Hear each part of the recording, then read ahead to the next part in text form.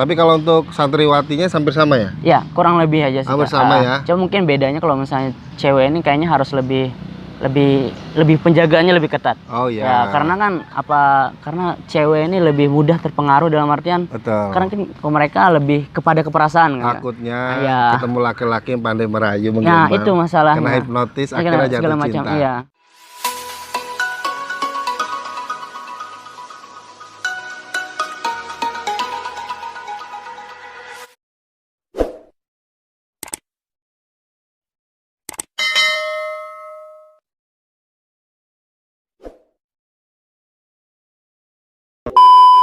Bismillahirrahmanirrahim. Assalamualaikum warahmatullahi wabarakatuh. Waalaikumsalam. Selamat bergabung di channel YouTube saya, Hilal Hitami Official.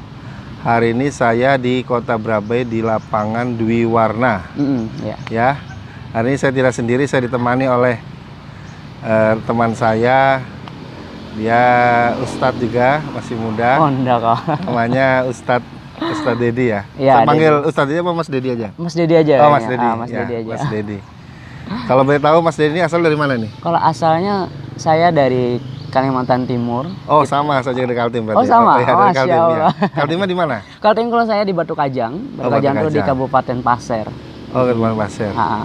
Jadi Mas Dedi ini dia di Brabai ini dia ngajar di pondok pesantren. Ya. Kalau boleh tahu apa ya Mas? Kamu ngajar di mana? Oh ya, kalau saya kesibukannya ini sambil ngajar di salah satu pondok pesantren di Brabai di Kalimantan Selatan. Itu nama pondoknya adalah Darul Istiqomah. Oh iya, pondok pesantren modern. Jadi seperti mirip Gontor. Jadi kan soalnya salah satu pondok alumni dari Gontor juga. Oh, jadi Istiqomah ini, pondok Istiqomah ini dia ibaratnya alumni dari Gontor, dia buat pondok di Brabai. Ya, jadi pimpinannya alumni dari Gontor. Oh, alumni dari Gontor buat pondok di Brabai, namanya Istiqomah. Darul Istiqomah. Darul Istiqomah. Oh iya benar. Itu santrinya ada berapa sana? Santrinya sama santriwati? Sekarang kurang lebih santri dan santriwatinya itu ada sekitar 1000-an, Kak. Totalnya ya? Ya, totalnya 1000-an. Jadi Mas dibilang santri sama santriwati totalnya 1000-an. Ya. Memang banyak sekali ya? Ya, banyak. Sana. Dan itu tinggal di pondok semua? Itu semuanya, jadi santrinya itu mondok. Jadi mereka 24 jam tuh diawasi oleh ustadz dan ustazahnya masing-masing. Cuma kan enggak digabung. Bedanya kalau di Darul Istiqomah ini putra-putra, putri-putri. Ya kan sebagian pondok tuh ada yang digabung putra-putri kan. Cuma ini yang khusus Darul Istiqomah ini putra dan putri aja. Ya, jadi dipisah putra-putra, putri-putri. Jadi putra sama putri dipisah. Ya karena bukan murim jadi harus dipisah. Iya dong. Nggak boleh digabung. Apalagi nih pondok pesantren ya. Terus juga untuk Mas Dedi sendiri itu di Istiqomah itu ngajar pelajaran apa? Oh ya, kalau misalnya saya sendiri ngajarnya itu ngajar kaligrafi. Oh, kaligrafi. Ya, kaligrafi, dan itu salah satu seperti tulisan indah cuma bahasa Arab. Jadi tulisan Arab indah lah hitungannya. Jadi memang kaligrafi itu kan termasuk seni. Ya, kan? seni, pelajaran seni. Biasanya sih orang ada juga yang ditulis di masjid ya di masjid. Ada juga di bikin figura. Figura bikin mahar atau gimana. Bikin mahar ya, mahar perkawinan. Jadi memang kaligrafi itu dia cenderung yang aksesoris untuk hal-hal yang islami. Jadi Mas Dedi ngajar di sana. Iya, ngajar di Istiqomah ya? Iya, ngajar di Istiqomah. Iya. Kalau boleh tahu, dulu Mas Dedi kuliah di mana ya? Kalau saya alhamdulillah kebetulan kuliahnya di Banjarmasin. Jurusan? Di Universitas Ahmad Yani Banjarmasin, jurusan bimbingan konseling. Oh, konseling. Ya. Jadi kalau bimbingan konseling artinya kayak berhubungan dengan mengkonseling orang. Ya, artinya ada pelajar atau mahasiswa atau siswa. Ya. Kalau ada yang bermasalah dia konseling ya? Di konseling. Jadi kan carikan solusi lah. Wah, kalau begitu saya bisa tanya mengenai konseling ini dikit-dikit ini. Boleh. Bermanfaat bagi teman-teman semua ini kan. Jadi kalau untuk pengalaman Mas Dedi ya di Brabai sendiri, kalau untuk menghadapi terutama santri lah. Ya, santri kan pasti kan ada juga yang nakal, mucil ya. Atau bahasanya mungkin lebih kurang bisa ditegur. Kurang bisa ditegur itu gimana kita solusinya? Dan seperti kayak kita tahu sekarang kan, salah satu fenomena akhir zaman sih dibilang Ustadz itu kan. Iya, betul. Sekarang sudah banyak ya kayak tingkah laku anak-anak remaja, ya khususnya remaja. Terus terkadang mereka kayak terbawa dari berbagai macam lingkungan, atau bisa jadi tontonan, dan bisa jadi mungkin dari berbagai tempat yang mungkin sesuai mereka pengalaman mereka kan. Dan dari sana juga membentuk perilaku mereka. Nah, jadi kan terkadang seperti tadi kata Masnya, ada yang kurang bisa ditegur ya, kayak sulit ditegur. Itu gimana solusinya supaya mudah ditegur atau segala macam?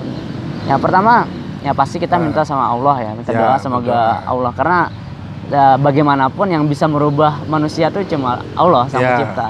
Tugas kita manusia cuma sekedar istilahnya memberikan arahan ya, bahwasanya ini yang salah dan ini yang benar. Cuma kembali lagi semuanya ya mutlak hidayah itu dari Allah.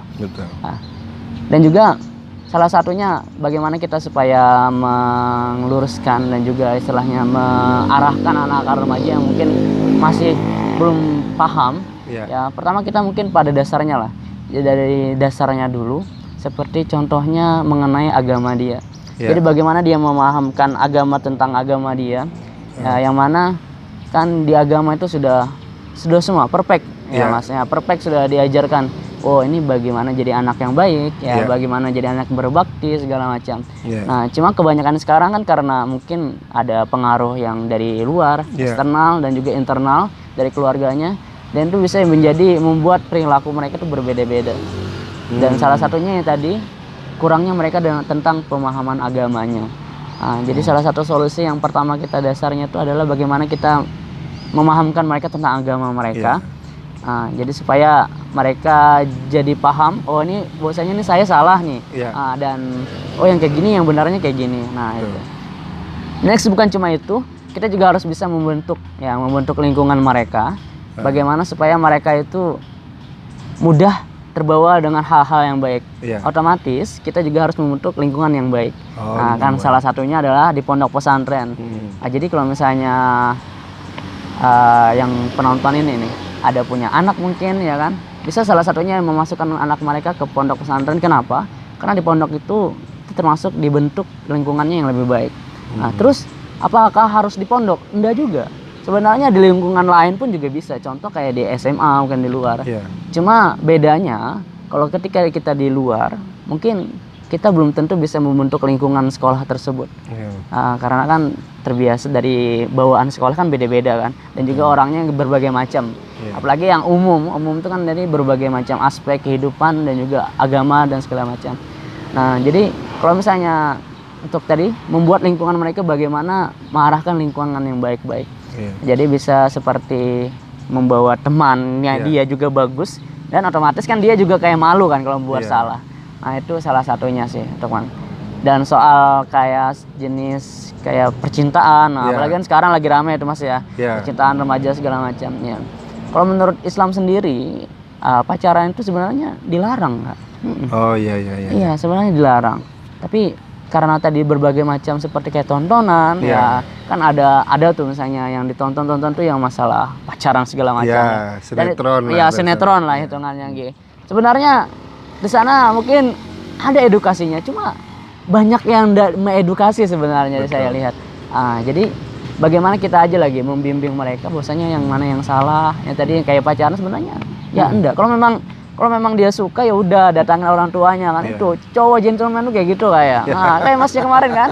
Jadi kalau misalnya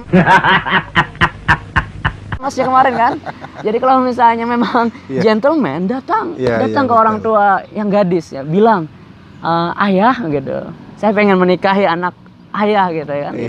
Saya cinta gitu. Nah, itu daripada kan macari kan tahu-tahu misalnya kebablasan, selanjutnya yang malu siapa? Yang malu orang tua mereka ya gitu. Dan ujung-ujungnya nanti yang disalahkan siapa? Kan bingung semua kan kalau disalahkan. Semuanya sebenarnya bisa jadi kesalahan. Nah, jadi bagaimana kita membuat lingkungan mereka juga baik? Nah, itu salah satunya tadi adalah dari pondok.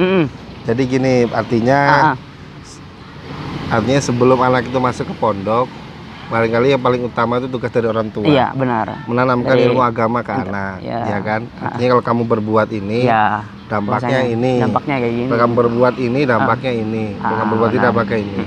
Tapi emang kan orang tua sekarang ini kan banyak yang cuek sama anaknya. Benar. Taunya dia ngirimin uang aja, ngasih uang. Sedangkan, dia mau beli apa dibelikan, belikan apa yang mahal dibelikan, tapi tentang ilmu agamanya kurang. Ilmunya kurang. Nah, padahal itu jauh lebih penting, Kak. Kalau sudah anak udah kadung rusak, masukin ke pondok. Iya. Kan gitu, kesannya pondok itu iya. tempat anak yang sudah bobrok orang tua, orang tua udah bisa kabar. Kalau kamu nakal-nakal tak masuk ke pondok, sampai jadi bicara gitu loh. Sering gitu kan? Kamu kalau nakal sekarang, nanti masukin pondok pesantren. Jadi kesana pondok itu untuk menampung orang yang bermasalah. Padahal sebenarnya enggak juga ya? Enggak kayak gitu sebenarnya. Karena saya sendiri gini Mas, yakinnya gini. Kita punya wapres kan Pak Ma'ruf Amin kan orang santri. Iya, artinya juga presiden dulu Gus Dur juga santri. Gus Dur iya santri juga. Artinya dari santri ini, dari pendidikan ilmu agamanya yang dasar-dasar, mereka akhirnya bisa menjadi ke puncak suksesnya di bidangnya. Di bidang mereka. Kalau dia betul-betul meresapi loh ya, ilmunya kan gitu. Benar. Jadi meskipun santri atau enggak, asalkan dia mengamalkan ilmunya, insya Allah ya mereka bisa jadi lebih baik lah. Yang penting kan tadi dasar-dasarnya, kan kita ini banyak nih sekarang kayak pengajian banyak kan Kak, di mana-mana. Bukan cuma itu, di YouTube pun, di YouTube pun sekarang sudah sangat mudah lah istilahnya mencari ilmu agama segala macam. Cuma bagaimana kita mengamalkannya sih itu yang terpenting juga. Dan ya kuncinya kan harus mengamalkannya apa yang ada di dalam isi Al-Qur'an dan Sunnah Nabi. Iya benar. Dan insya Allah kalau sudah itu pasti the right sudah itu. Sudah pasti sudah itu ya. Saya dulu Mas Dedi, saya sebelum kenal Mas Dedi dulu, saya dulu sholatnya masih bolong-bolong. Saya cerita aja, sholat masih bolong-bolong itu rasa-rasanya kalau kita mau menghadapi masalah itu rasanya kok banyak betul masalah, ada habisnya gitu. Tapi kayak resah gitu kayak resah terus. Setelah saya sebelum menikah kemarin memperbaiki diri, salah satu memperbaiki sholat, apalagi dulu calon istri saya jalankan saya untuk sholat 5 waktu di masjid. Nah setelah saya praktekkan dan saya langsung mengamalkan sampai bilang tadi itu kita punya masalah itu dengan sendirinya otomatis gitu ya, bisa selesai ada aja solusinya. Setelah kita sholat berdoa minta sama Allah, kita juga berdoa, juga minta doakan sama orang tua, itu ada aja solusinya. Memang semuanya kembali ke agama yang tadi saya bilang ke sana. Jadi tadi saran dari Mas Dedi itu bermanfaat sekali mengenai anak-anak muda, bagaimana menyikapi anak-anak muda zaman sekarang ini. Tapi kalau untuk santriwatinya hampir sama ya? Ya, kurang lebih aja sih. Hampir sama ya. Cuma mungkin bedanya kalau misalnya cewek ini kayaknya harus lebih penjagaannya lebih ketat. Oh iya. Ya, karena kan karena cewek ini lebih mudah terpengaruh dalam artian. Betul. Karena kan mereka lebih kepada keperasaan. Takutnya ketemu laki-laki yang pandai merayu, menggembang. Itu masalahnya. Kena hipnotis, akhirnya jatuh cinta. Iya. Apalagi kan kadang enggak sih bilang ke cowok kata-kata cowok ini kadang manis Kak maaf yang cowok sama. Jadi itu tadi sebenarnya kalau untuk cewek ini sebenarnya harus lebih perfect lagi, lebih ekstra lagi penjagaannya, lebih hati-hati karena orang tua.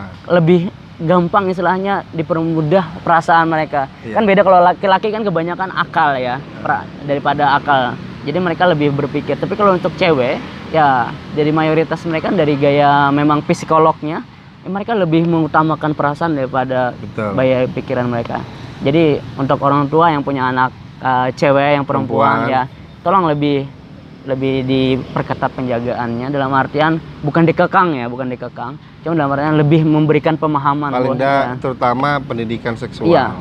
Pendidikan segala macam. Pendidikan seksual itu kan di awal kan kita beritahu dampak-dampaknya. Jadi kalau dia sudah tahu dia berbuat ini dampaknya ini. Nah setelah dia diketahui itu dan dasar dari ilmu agama, apalagi dia sudah ikut masuk di pondok pesantren juga lebih paham lagi kan. Karena kan lingkungan membentuk dia juga. Untuk nanti ke depannya gitu ya. Cita-citanya mau apa kan bisa dibentuk lagi nanti ke sana. Nah, itu mungkin kalau untuk yang cewek juga dan cowok. Jadi intinya bagaimana kita bisa mengamalkan ilmu yang telah kita dapatkan dan juga yang jelas kita tahu bagaimana ajaran agama kita mengajarkan bahwasanya ya hal-hal yang baik itu sudah ada dan sudah jelas dijelaskan. Dan yang buruk pun sudah ada dan sudah jelas dijelaskan. Jadi bagaimana kita bisa memilih yang mana itu memang benar, maka kita ikuti, dan juga yang salah itu otomatis kita hindari. Itu sih. Ya, teman-teman semua mungkin nanti kalau ada pertanyaan, nanti bisa isi di kolom komentar. Oh ya, benar. Nanti bisa saya bantu jawab, nanti saya koordinasi dengan Mas Dedi sendiri. Siap. Saya bilang ini Ustadz muda ini bisa bersharing lah. Karena kan dia memang di bidangnya dia juga ngajar, kuliah juga di bidang konseling juga. Alhamdulillah di bidang jadi nyambung dia bicara tentang perilaku. Bagaimana perilaku anak-anak muda santri ya, santriwati. Ya, terima kasih teman-teman semua sudah menonton channel Hilal Haitami Official. Ya, sekian dari saya. Assalamualaikum warahmatullahi wabarakatuh.